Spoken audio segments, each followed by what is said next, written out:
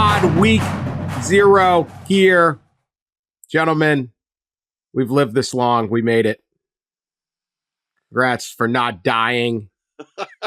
Either of you and our audience. As far as we know. This offseason almost killed me, though, Dan. It did. It get close to killing me. Well, thank you for your service. You can tell it was a rocky offseason given the disproportionate amount of enthusiasm for the Week 0 slate. Hey, we're fired. Everyone's fired up for Week 0. I always laugh. I'm like, it's like Maction. It's like November, and people are like, I'm not watching, Buffalo, Northern Illinois. I'm like, you'd kill for that thing in about 5 months. That's right. Yep. You'd kill for that thing now. Any football. Always wonder, would the MAC ever go spring? Anyway, we're going to talk a bunch of different stuff. I don't think we got to get into breaking down the whole 4-game slate here. There's really only one interesting one, Florida State, Georgia Tech, and Ireland. But it is a time of joy. It is a time of celebration. It is a time of excitement around college football. So what we really need is the doom, the gloom, and the misery of Ross Dellenger to step up and provide his hot seat list. Of course. Here it is. Yeah. Hope springs eternal, Week 0, and Ross is putting out stories on who's getting canned. Yes. You're just a joy. You are a joy. And we love you for it. Absolutely. Let's go negative. This is college football. We can't have fun. If you talk to the coaches, it's a disaster. Well, some of you won't be coaches anymore now, will you? You'll be trying to get podcasts that try to compete with us, and you'll lose. That's right. You'll lose at that also. Because they're not negative enough like us. Got to be negative. Right there. Right? What was Saban saying? I want to give coaches an option to express what's really good. Oh, no. We don't need that. That's right. No. Yeah. What they want is Nick Saban, who knows more than them, to say, yeah, they screwed up. Yes, that's what we got. Also, membership drive. It is week 0 membership drive. Yes. Yes. Become a member of the College Football Enquirer. It's free. Wow. Doesn't cost anything. We don't even know who you are. You don't even have to put in an email. Just subscribe to something. Our pod on Apple or Spotify or wherever. YouTube. I don't care. It's free. Literally nothing. Yeah. You get what you pay for, but it is free. Yeah. It's worth nothing also. This is not like a public radio membership drive where, you got to give us a donation and we'll send you a coffee mug. No, it's free, but there's also no coffee mug. If you want to send us a donation, feel free. We're not getting you a coffee mug, though. Tips are accepted. No. Look, we need help.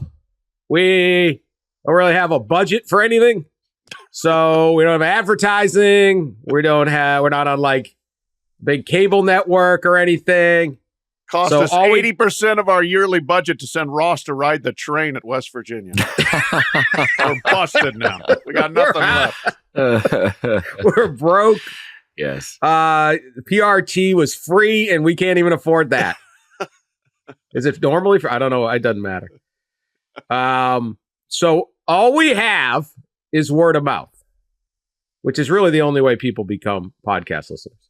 So your job for all of our service all year round and all our service that's coming up and all of this just incredible fountain of wisdom that we throw out there for free.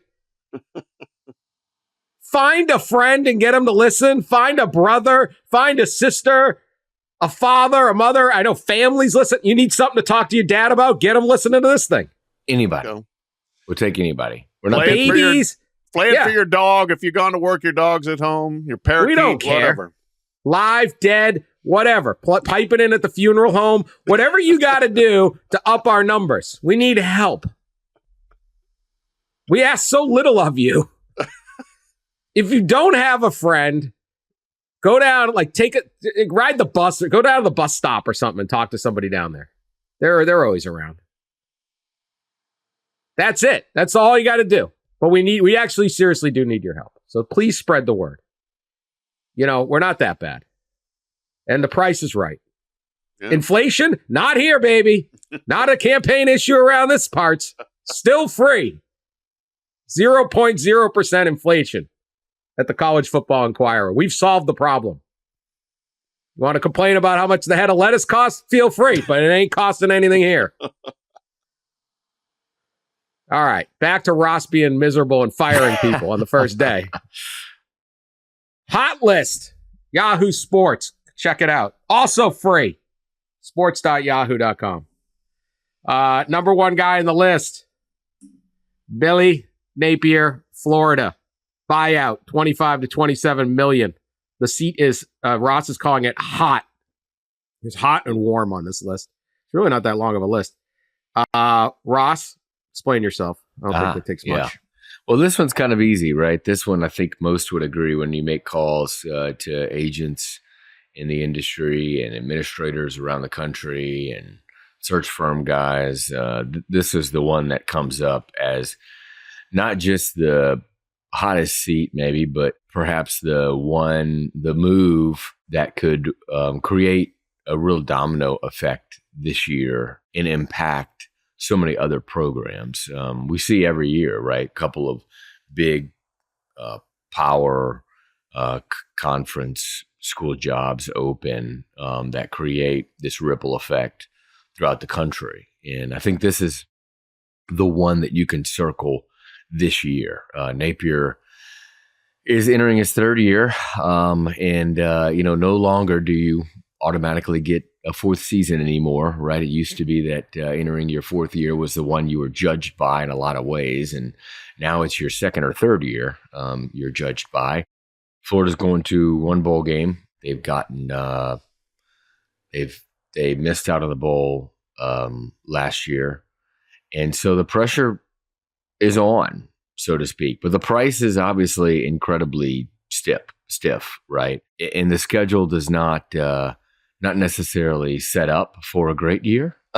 It's maybe the most difficult last 5 games of any schedule that I've seen in a long time. Georgia and Jacksonville, at Texas, against LSU, against Ole Miss, at Florida State to finish the year. So it's tough. I don't know what Billy Napier has to get to win-wise, especially considering that schedule.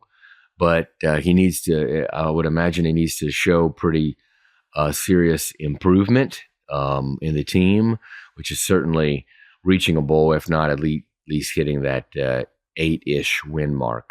Yeah, there is a lot to unpack here, I think, in the Napier situation.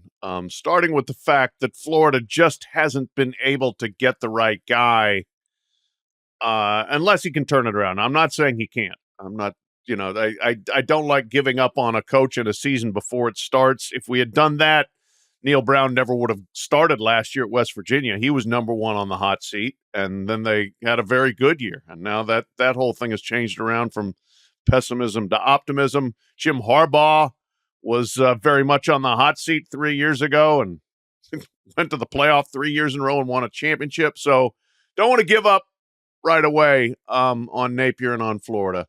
But, yeah, you go through the succession of Muschamp, McElwain, Mullen, and then you get to Napier, and I think everybody really felt like that was a good hire, and it just so far hasn't worked out. They were extremely young on defense last year, and that cost them. They didn't capitalize on having Anthony Richardson at quarterback, a top 5 NFL draft pick his first season, and then they replaced him with Graham Mertz at quarterback. It was a Wisconsin kind of reclamation project, and he wasn't terrible, but he's still Graham Mertz. He's going to give you only so much, I think, there, and he's back as the starter this year. And then, yes, to Ross's point, the schedule is just gruesome. I mean, so how, if you're Florida, do you apply any nuance here? Or is it still just, well, we're Florida, we need to win 8, 9, 10 games? Man, you look at that slate, and it's going to be really hard to do, even if your team's pretty good. So if Napier had had this schedule last year and there was still some patience out there, I think you could get past whatever the record would be and say, all right, we'll give him another year. But if this is the third year and you're just getting your head kicked in, it gets a little more difficult. And hey, they have not been good. They've been pushed around by Kentucky, and that is the kind of thing that never used to happen to Florida. There was a period of time for like 3 decades where Florida did not beat Kentucky. Maybe not quite that long, but that's been one of those where they've just been dominated. And the way they finished last year, they lost their last 5 games, got blown out by Georgia. Georgia has left them way behind in terms of, an annual kind of eye-to-eye rivalry there. So there's a lot of issues, but, I think let the cake bake, let the season begin, and let's see where it starts going, starting with that really important first game against Miami. I guess there's 2 things. One, it's like, everyone sits there and says, oh my God, it's the hardest schedule I've ever seen. You could get to mid-October and not win again and not necessarily be that bad. I mean, at Tennessee and Kentucky before that final stretch too. As you said, I think Kentucky, like Pat, to your point, I think 4 of the last 5 for the Wildcats. You think you're winning it? I'm bullish on the Vols. So you sit there and say, we don't really care. Like, it's one of those years, and I know he has no proven track record, but it's like when everyone got hurt for like the Spurs, like the San Antonio Spurs, you got Greg Popovich, like, oh, all right, we don't have the guys this year. But now you don't necessarily get rid of a good coach. And I understand he doesn't have that track record, but that's the thing. I wanted to ask this just generally about Florida football. And they have won 3 national titles, right? Spurrier won 1 and 2 for Urban. Before Spurrier, historically, very up and down and rarely really that good. I think there was a little bit of a Charlie Pell era. They were pretty good. They were cheating like crazy too. Got busted. It's been a few NCAA, collisions through the years. Yeah. I mean, it's called the swamp. It's. I mean, you look at this, there's Galen Hall was a coach, didn't really do too well. Then you brought in Spurrier. Then there was Zook. Then there was Charlie Strong, or not really. Then Urban Meyer. Okay, great. Then Muschamp, Mullen, Napier. What? It's my question. Why isn't Florida better consistently? Yeah. Obviously, they won national titles. They can be great. It's Florida. Tons of talent. Tons of fan interest, great campus, great stadium, SEC. Why? It's a great question. And, I think that when the Florida Revolution started, late 70s, early 80s, Bowden got Florida State going, and then Miami exploded. Florida was the last of the 3 to kind of get moving. And maybe that was part conference competition, but still, yeah, there were decades before that where the flagship school in the state really didn't get much traction. So it's mystifying why that was the case. And then it took, one of the greatest coaches we've probably ever seen, Steve Spurrier, to get it up and running. And then Urban Meyer, also one of the greatest coaches we've ever seen, to sustain it. So I think they probably did create a little bit of an illusion of, it just happens here. And it hasn't. And why that is, I don't know, Dan. I can't answer your question. I don't know either. When a school is in this situation, oftentimes where it's about the search for a coach or searching for a coach, I know that administrators often ask themselves, like when they're trying to decide, who to hire or who to fire, is what should we be? What are the expectations level at this place? Steve Spurrier, what he did to raise the expectation level at Florida is something that that impacts negatively most other coaches that have followed him. I feel like, and that's how it is certainly at many other places like Alabama. But Steve Spurrier was an incredible football coach, and he did a lot of winning at a lot of places, including Duke in South Carolina. So he was able to do winning virtually everywhere for at least a stretch. And so you do wonder, now I know Urban won, obviously, but again, he won everywhere that he was. So what is Florida? And it's often one of those schools where the discussion of, is this a good job or how good a job is this? Florida leads that discussion in a lot of ways because it's always the one that people in the industry kind of argue over how good it really is. the job. Like, it looks like it should be good because what Steve Spurrier and Urban Meyer did, and the resources and recruiting in Florida, and in the fan interest and all this stuff. But then there are some negatives of, like facilities, right? We've all been on the Florida campus, and although they've improved and are improving, right? They aren't like the best anywhere in the league. And the fans there, and there's a few fan bases like this. I would throw in Auburn and maybe LSU, perhaps Tennessee. They all remind me of each other, and they are just wild. And their passion sometimes goes a little too far, I think. But that's how it is. That's what it is like there. And so I don't know. I don't know how good of a job it is and what they're supposed to be, but 5-7 is not what they're supposed to be. I don't know the answer to that either. Are they unreasonable to expect to be national championship contenders? Obviously not, because it's been done. I mean, it's Florida. There are 3 big schools in the state, but it's a huge state. There's tons of people there. I know a lot of them are not going to the villages and recruiting a lot of the villages high school. Probably not producing a whole lot other than some good pickleball players or something, golf cart driving. So, the population's a little, but there's obviously enormous amounts of talent in the state of Florida. And Florida State and Miami are more than capable of shooting themselves in the foot for periods of time. Generally, these things go in cycles. Whoever's winning big then gets caught in a massive scandal, and then they fall back down. The other two rise up a little bit. But like their backyard is kind of Orlando. I mean, they're really well situated. So much talent, so close to Tampa, so close to Jacksonville.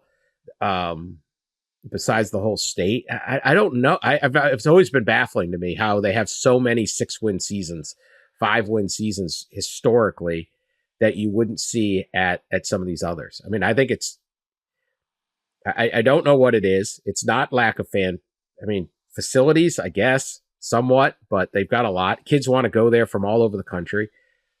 I don't know. I don't know what the expectation is. I'm looking, they have 14-28 all time against Alabama. They're losing record against Georgia, losing record against Auburn, losing record against LSU. Well, that's pretty close.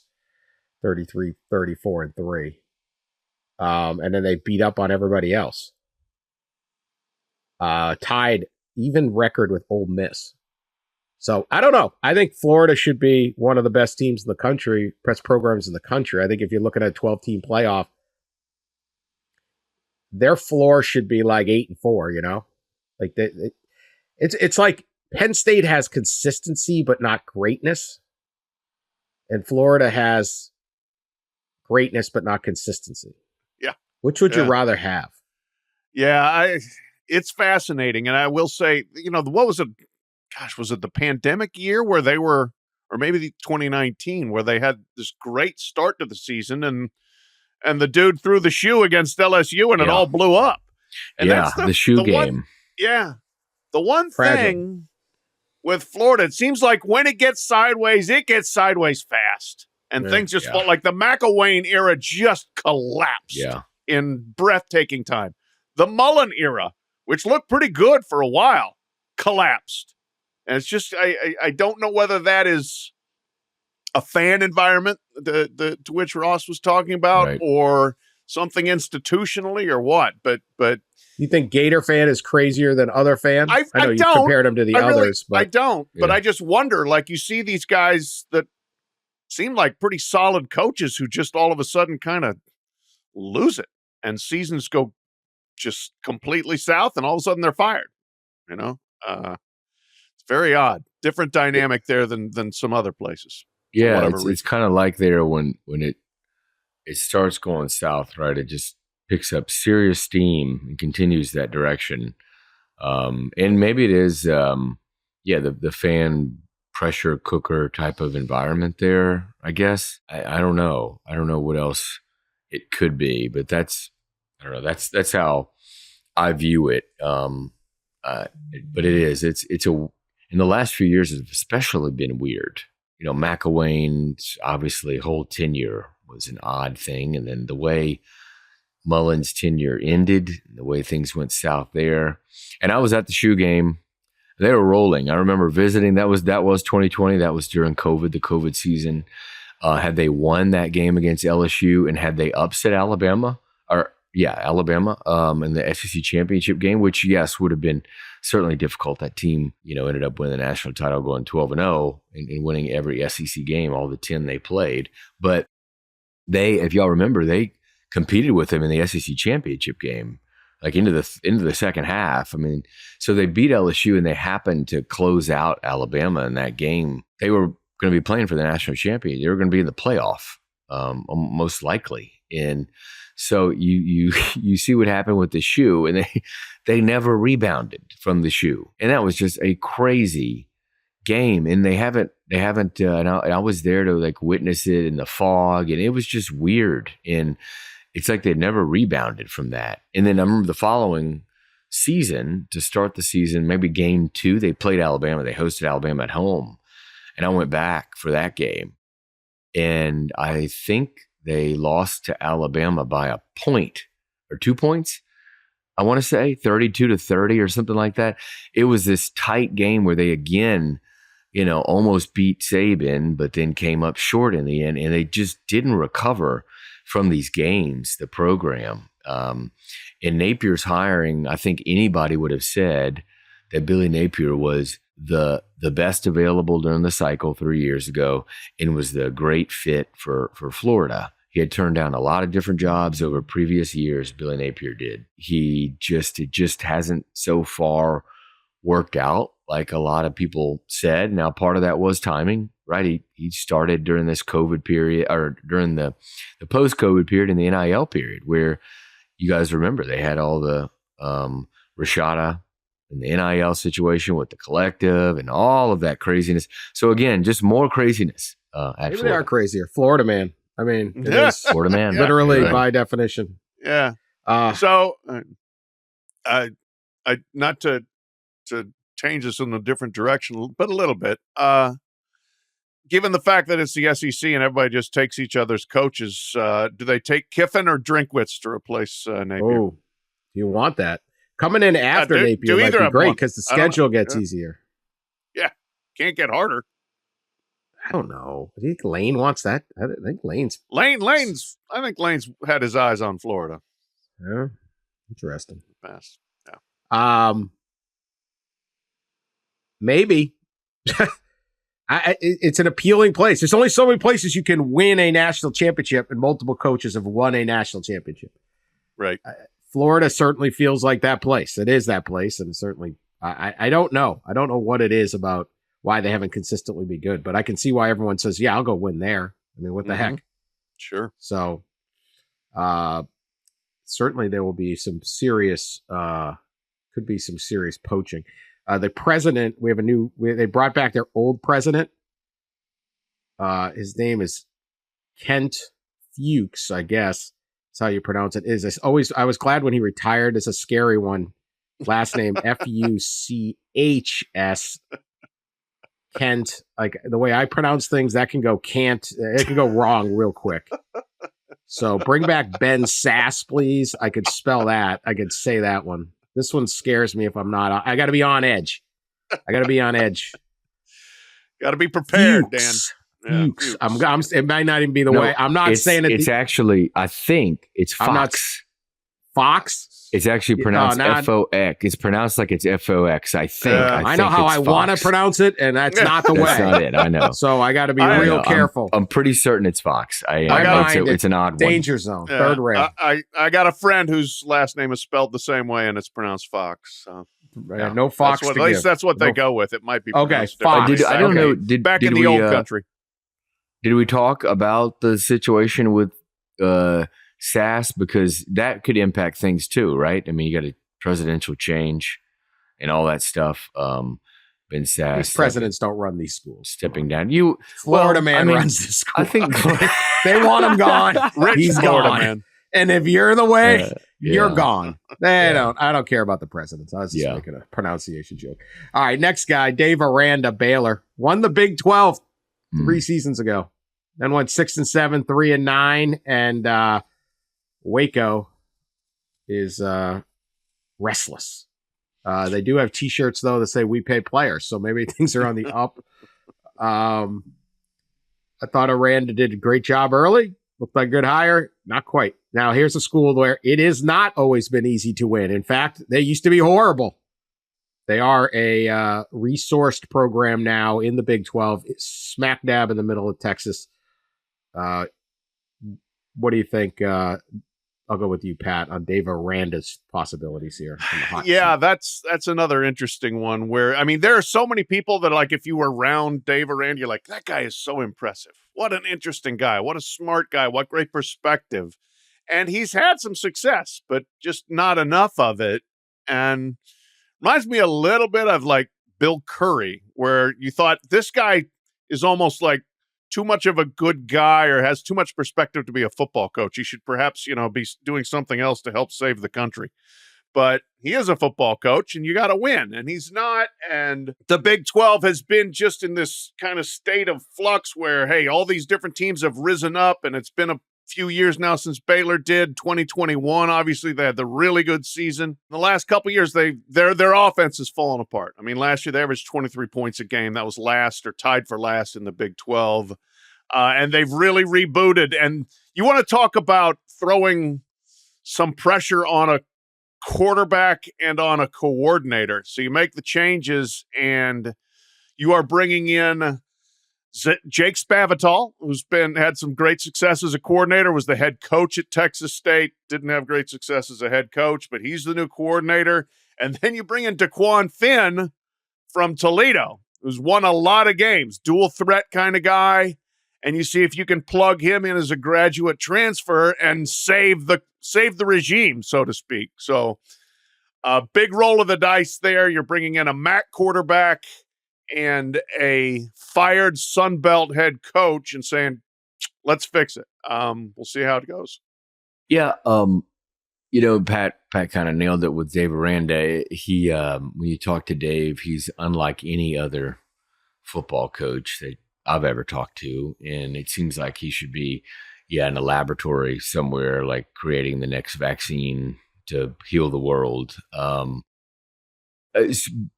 when he was hired, I think one of the things kind of used against the hiring was how unique he was. And the questions surrounded, could he be this? Because he's kind of an introvert, very much so, I think. And could he be this kind of outgoing leader guy type of deal?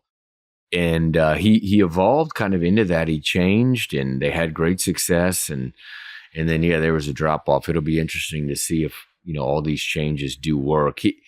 This is kind of like I think I called it a bonus season in the story, because he was. I think there was a decision at Baylor that was very, very close last December to being made to change head coaches. It was just as close as any other one in the country. This is. We talk about Billy Napier, that being the hottest seat that could elicit a domino effect. But Dave Aranda seat probably the hottest. Baylor's probably the hottest in the country because it was almost done in December.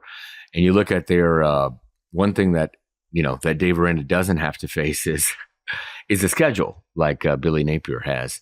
The schedule isn't the most difficult. So the toughest game is really at Utah. And that's a non-conference game because I think it was previously on the books before the expansion. So it's doable. It's doable to get to that 8-4, 9-3, or even better mark. All right, more hot list right after this. All right, back at it. SEC, back in the SEC on this list. And I got to say, the list is not that long. It's kind of interesting. I don't know if anyone can afford to fire a coach anymore. Cuts into the Naples Ritz-Carlton budget too much. It's a very expensive to hire. Sam Pittman, our man Sam, had a big 9-4 season his second year, 2021. I was kind of went with the offensive line coach from Georgia. It was a little bit of a wild card, but huge personality. likable guy. Clearly, like, want to have a beer with a coach in college football? Well, you're probably not having one. Probably not having one. But since then, they've won only they're 4-8 lately in the SEC. They haven't got it going. Buyout is only 8 to 12 million. Fans are obviously want better. I think there are expectations at Arkansas that are a little more reasonable. But then again, they also have John Calipari coming in to kind of siphon off some of the probably some donor money and all that stuff. Don't underestimate that part. Do not underestimate Coach Cal, because I'll tell you what, they can win a national title in that a lot quicker. It's a lot quicker than they can in football. Ross, Coach Pittman, what do we got? Yeah, Pat can talk a little bit more about the Cal part, but that is definitely like a big storyline here. Is Coach Cal at Arkansas, and I don't want to say draining, but pulling resources away maybe from things that maybe will go to the football program. But I'll let Pat talk a little bit more about what he's seen in that at Kentucky and Memphis, because others definitely have. So Pittman was another situation like Aranda last December, where I think a decision to change was very, very close to happening, and ultimately kind of a bonus year, and then hired Bobby Petrino. Right. So Petrino's back as offensive coordinator back at Arkansas, and as offensive coordinator, not head coach, at least not head coach yet. Many believe that maybe he will end up back there in some way in the big chair. It depends probably on how the season goes. Hard to see Arkansas rehiring Bobby Petrino if the offense this year is terrible, or if the team this year is so terrible that you can't do that. And then obviously Pittman could keep his job if the team is good enough. So it's kind of one of those weird things. It's an odd situation there. You wonder how much control Pittman will give Petrino of the offense, because obviously for all his faults that Pat knows well about, Bobby Petrino is a pretty great offensive mind in play caller. So it'll be curious to see can Bobby Petrino save Sam Pittman's job, or take it? If I were Sam, I'd be driving in every day like, okay, is Petrino with me or against me? You walk into the office and Bobby's like in there, measuring, all right, we're going to get new curtains in here when I take over the head coach's office. No, I mean, I think they had to make a significant change and take a big swing at improving an offense that had kind of stalled, even with KJ Jefferson and some of the weapons that they had there. I mean, they scored 3 points last year against Mississippi State. They scored 10 against Auburn. They scored 14 against Missouri. At the end, by then, the speed had gotten away from them. 20 against Mississippi, 22 against Texas A&M.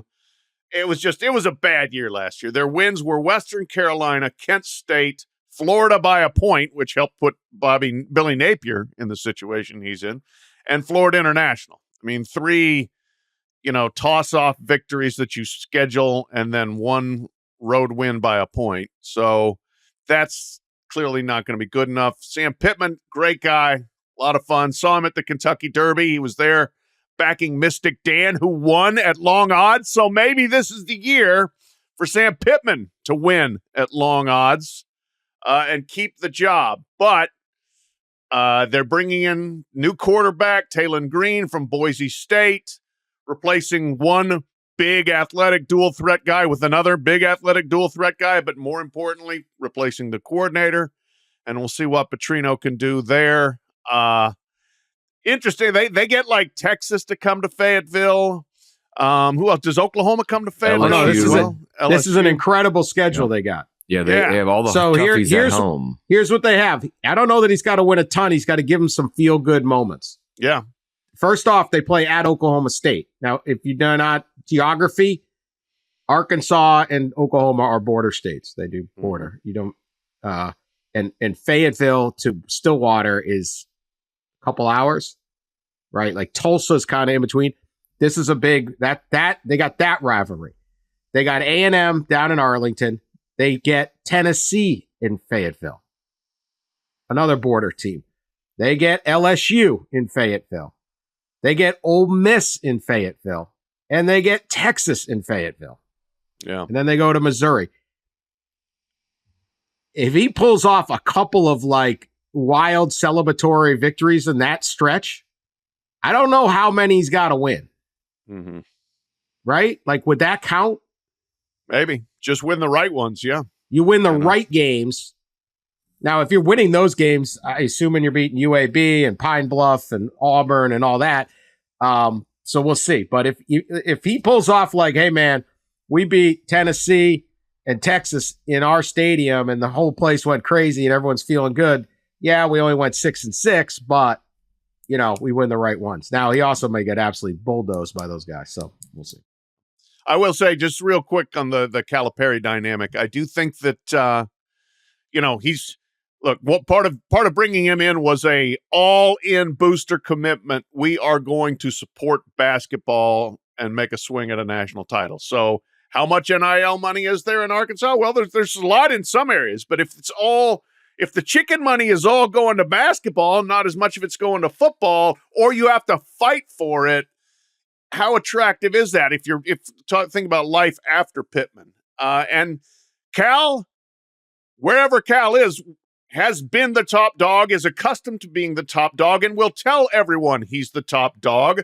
Hence the battle he had last year with Mark Stoops at Kentucky, where he declared it was a basketball school, not incorrectly, but still, he did it in a way that was abrasive to the football coach, and the AD did not back Cal on that. So if you are trying to hire, say Sam Pittman doesn't make it, and you're trying to hire another football coach, you're going to have to convince somebody, hey, we're a football and a basketball school here, and John Calipari isn't going to suck up all the oxygen in Fayetteville. I think he will be less on that at Arkansas than Kentucky. Kentucky, it was just true. Now, the football program's gotten really good, but it is a basketball school. I think it'll be less of that. But in terms of the money, look, if you're an NIL booster kind of guy, and it's like, hey, man, we need you to chip in $100K. We need you to chip in this. We need your business to do whatever. And you go, well, I got football, and Pittman's going, I got a beat on this 3-star from the Metroplex, and Cal's like, I got the number 2 player I got Carlos Boozer's kids. And you go, they're ranked 2 and 8. I get them both. And you go, I'll take in Carlos Boozer's kids, and we're going to win a national. I mean, it's just return on investment. And I think that he already is. He's in on all the best players. He brought tons of guys from Boogie Fland, and these guys aren't coming from New York City to Fayetteville, nor should they. Just, because they love the outdoor nature, want to hike through the Ozarks. But he's going to say when Cal wants something, and he's not only going to be very good at getting what he wants, but he's going to be pointing to something very tangible. Like, look at these kids I can get. And I need your money. And football, you're going, maybe I get this guy. And you're like, you're still so far down the rock pile. What does it even matter? Right. So we'll see how much money there is. Well, and you look at the Arkansas job, and just like the conversation we had of what should the Florida job, what should the realistic expectations be for Florida football? While I think the job has its difficulties at Florida, we talked about, we know what the expectation is there, right? It's championships and stuff. But Arkansas, right? Like, Houston Nutt won a lot of games. Bobby Petrino won a lot of games there. But the SEC, the league they're in, just continues to get more difficult, and they continue kind of to resource-wise. I mean, it's just like facts and numbers. They slide down the pecking order in resources. So what is the expectation level? What should it be? What should it be at Arkansas? We know basketball-wise what it probably is, that it's pretty high. But I don't know if football-wise that realistically Arkansas should be, winning 10, 11 games a year. But I think they're like a lot of bottom half teams in the SEC, where at least once every 3 years, give us a run to maybe competing and contending for a championship, or in this case, a playoff, right? Arkansas is one of those teams to me, like a Penn State or Wisconsin, maybe even like an Ole Miss or something, where you can now, with the expanded playoff era, have realistic expectations of getting one of those final spots if you even go 9-3 or 10-2, if you have one of those years. So everybody needs to set their expectations where they should be, depending on the resources of your school. Yeah. All right, there's a few more. I don't even know if we need Justin Wilcox at Cal. I don't know if we've ever had a Cal fan listen to this show. Maybe there actually are a couple. There are some. What do they call that? Is it called Cheapskate Hill, where you go up on the? Yeah. You don't even go in the stadium. That's my favorite part of there. Clark Lee, Vanderbilt. The Vanderbilt coach is always on here, aren't they?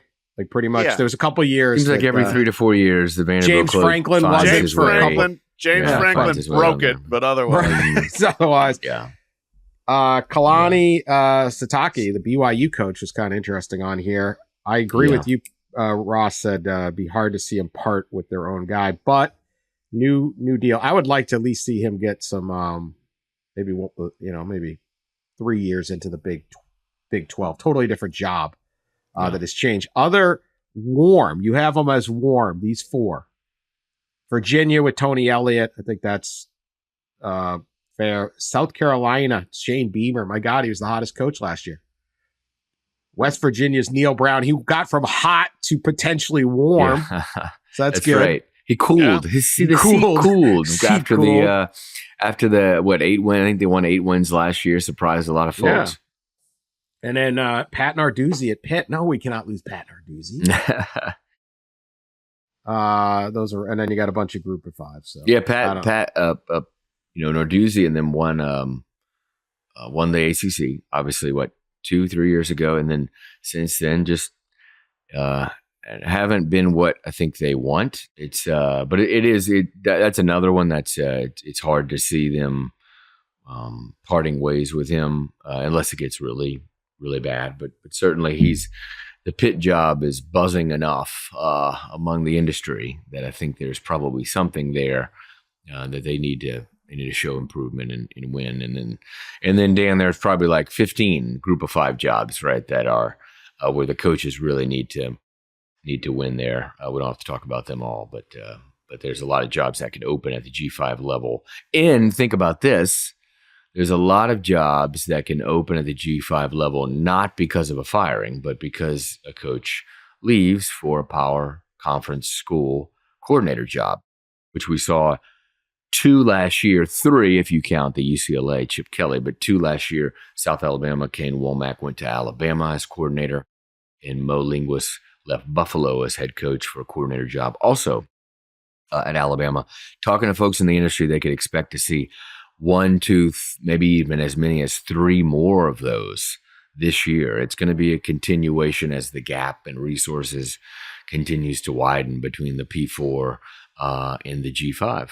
We'll do a little quarterback news here. It's kind of interesting. Malachi Nelson, who was once, I think somebody had him number 1 in the country as quarterback, went to USC, left after 1 season, went to Boise State. He just got beat out for the starting quarterback job by Maddox Madsen. I don't know whether this means Malachi Nelson is not that good, or it means Maddox Madsen, which is a fantastic name, by the way. It's a great name. Is really good. And Boise is a Group of 5, probably the favorite of the Group of 5, I think, along kind of with Memphis to make that playoff. A thought on that, but man, we'll see. Malachi's career is not certainly over because he lost a QB battle in the preseason, but interesting shift there for Nelson. And what do you think about your Broncos, Pat?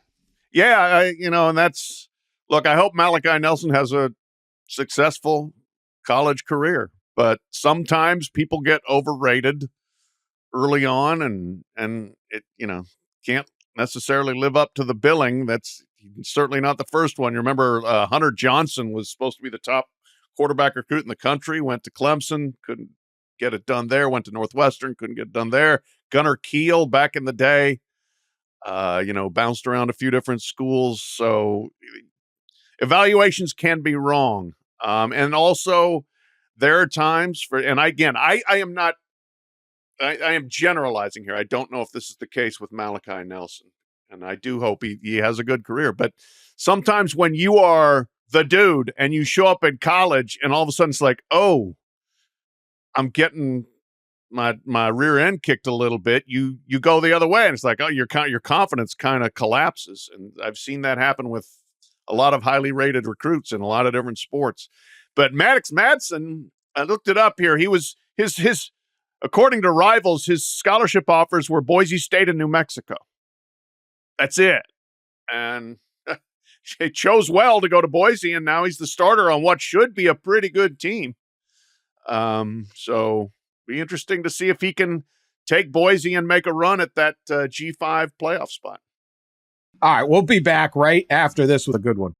All right, also news, college football playoff has announced per ESPN that it will no longer use as a tiebreaker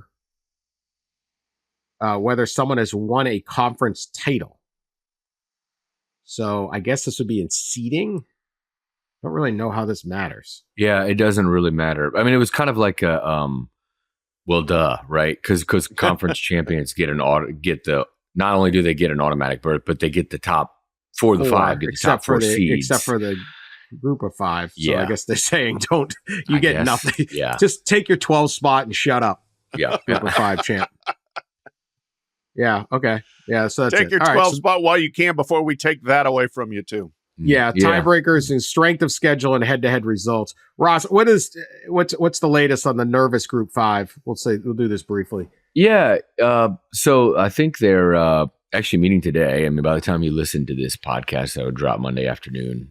The Group of 5 commissioners will have met or finishing up a meeting in Dallas together.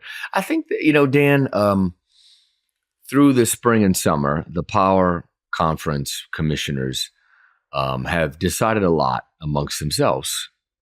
You look at the college football playoff distribution model and situation, they basically decided that on their own. You look at the settlement, the NCAA House settlement, they decided a lot of that. They were the only ones really in the room with the NCAA lawyers and all that, deciding much of that. And so I think the Group of 5 commissioners are getting together on their own to maybe decide some things on their own when it comes to their membership. Their 65, 63 or so schools in the Group of 5 and what their future holds. Because certainly there is fear that the automatic berth for the Group of 5 of the 5th Conference Championship AQ will eventually go away. It can't over the next 2 years, right? Obviously this year and next year, these are 2 years where we will have the same format. But starting in 2026, we'll have a different format. And though there was a commitment when they extended the deal 8 years or 6 years, they extended it these next 2 years and then 6 more. So total of 8. When they extended it, there was a kind of a agreement that they would keep the current format of AQs. But that can change, right? And the Big Ten and SEC have, in ESPN, the TV partner, have control over the format, basically. They have power to make the format what they would like to see it.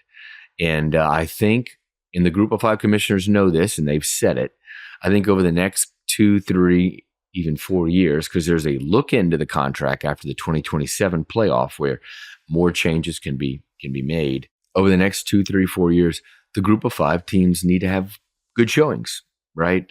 They need to be certainly ranked in the top 25. They need to show that they deserve, I guess, that AQ spot. And I think a lot of the talk in Dallas among the G5 commissioners is, what else can we do in the postseason? Can we create, how else can we create viewership and attention and even generate more revenue for G5? And one of those ways, as I mentioned in that story, that they will discuss or have discussed today is that a kind of football version of an NIT using the bowl system, kind of have a secondary championship of some sort. But they'll talk about a great many other things, how the House case impacts the G5, opting in or opting out, of the settlement and all that stuff. Where's the G5 meeting? Like a roadway in LaGrange, Indiana or something? If I had to guess, it's probably at a hotel, in a hotel convention center, maybe a hotel at the airport. Courtyard, Phoenix Airport. DFW Airport, Weston. Yeah. I don't even know about maybe they got the Marriott points or something, Bonvoy. They're not at the Ritz. No. That's the nature of college sports right now. There's the rich group and there's the not rich group. And, I don't like it. I've said that 400 times on the podcast. I do not like the power grab that continues to exclude nearly half of the FBS. It's like you've already got enough, but you're still, you've got 11/12ths of the pie, but by God, we got to have 12/12ths. So I'm a little bit also put off, I guess, or concerned about the group of five making plans to almost surrender. And maybe they're just reading the room and saying, well, this like the G5 NIT the idea I don't like, because nobody cares about the NIT in basketball, and I don't think it'll be long before nobody cares about the NIT in football, if there is such a thing. I would still do everything you could to position yourself as viable, valuable, and worthy of 1/12th of the playoff, and pursue that angle and as far as you can, as long as you can. Playoffs better with a group of five. Yeah, and I think they want that, right? Like one of the conversation pieces is not getting rid of that spot, not relinquishing that spot, and certainly not relinquishing the $115 million annually, roughly $2 million, 1.5 to 2 million per G5 school that they'll get from the CFP. So I don't think they want to relinquish that. I think there is a thought of what can we do for our other schools? Is there other ways to generate revenue? And if it does come a time at some point when we lose that spot, what else do we have? And I think that's where the conversations land. And we talked about this in the spring, private equity and their entrance into college athletics, college football. Is there some PE options out there that they can pursue? I think that'll be a conversation as well. All right, we got a people's court that actually involves football, kind of. Yeah, no kidding. College football, even. Okay. Michigan State has been sued.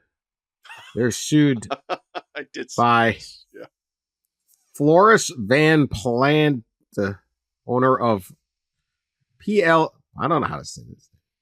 PALLANDT. We should have a side pod. One day we have subscribers. If it's no longer free, I'll just have it where I just try to pronounce things.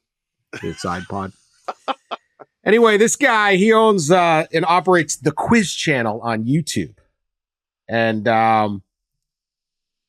famously, before last year's Michigan State-Michigan game, when everyone was fired up because Michigan was like days removed from the Connor Stallions news breaking, and Michigan State was going to lose, but they could wallow in the shame of their rival, right?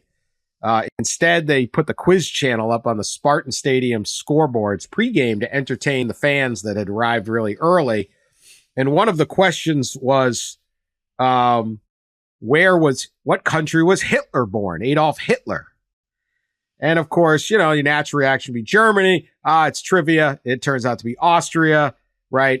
Many people would know that anyway. But, kind of a Quiz Channel, bar trivia kind of question, right? Where was Hitler born? Kind of clever question.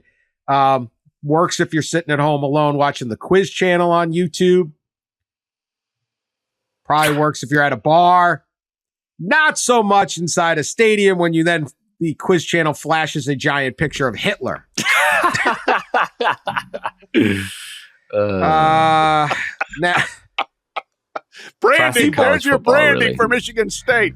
People were offended, shocked, dismayed. I don't know, whatever. I kind of get it. a big picture of a Hitler appeared, and then classic Michigan State fashion. It's kind of funny. They're in it. They're in getting all this heat when they weren't even the ones stealing the signs. They're like, what is this guy? Like Michigan stuff. Anyway, Flores here, he is suing Michigan State for $150,000 in damages plus legal fees, saying that they infringed on his quiz channel, and his company was subject to disparagement and ridicule for Michigan State's publicly showing the question of Hitler, and which, again, wasn't really appropriate for a mass audience at a football game where you're just kind of sitting around quietly with your family waiting for kickoff, not at the bar or in your privacy of your own home watching the YouTube channel. So he's seeking the money. Michigan State has not responded yet. Justice Forde, does Flores here, does he deserve $150K because Michigan State put his thing up on the board? Well, the ultimate lesson here, be careful what you outsource. Yeah. If you're outsourcing your trivia program, make sure you know. I kind of get it though. Like they're probably just like, put the quiz show up there, put some trivia up there. What? Right? How bad could it be?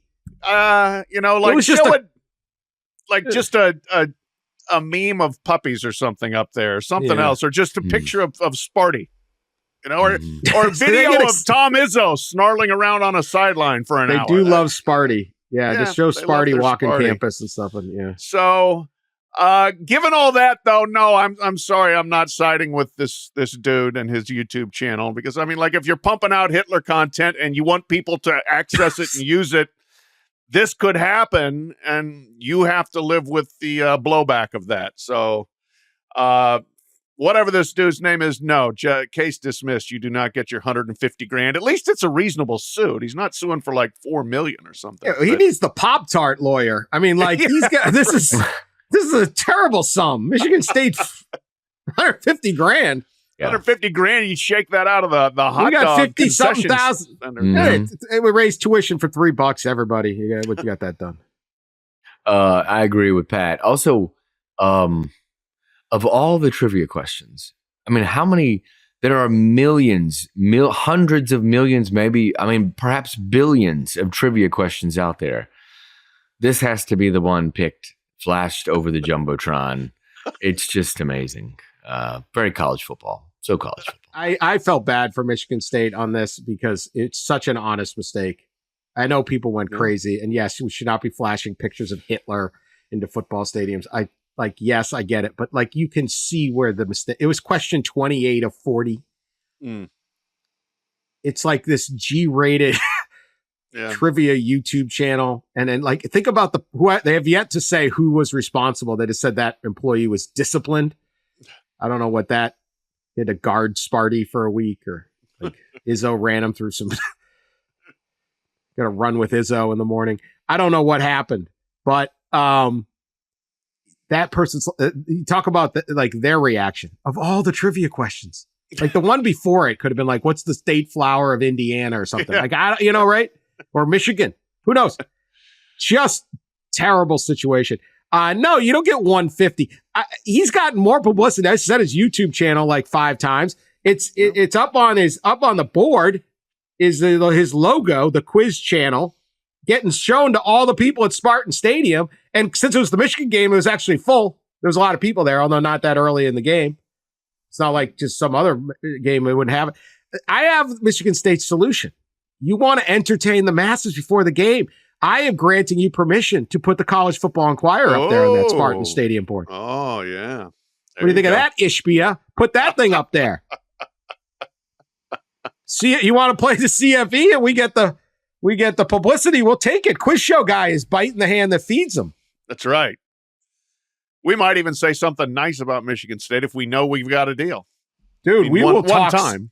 Anyone plays our show on their stadium during the game, you're getting a small sample Heisman. You're getting everything. That's our highest honor here. You'll get it all. We are going to be so in the bag for you. Do your part. It's the membership drive week. Come on, people. That's right. Maybe a coffee mug too.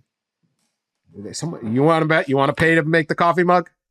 That's on you. You keep mentioning this coffee mug, you're going to have to pay for it. I'll just grab one out of the cabinet downstairs and Sharpie and write College Football Enquirer on it and send it to somebody. We don't have merch. No, we have no merch. We have no merch. We don't have much. We have this. Free inflation beaters. We'll be back later this week. Week 0. Get pumped.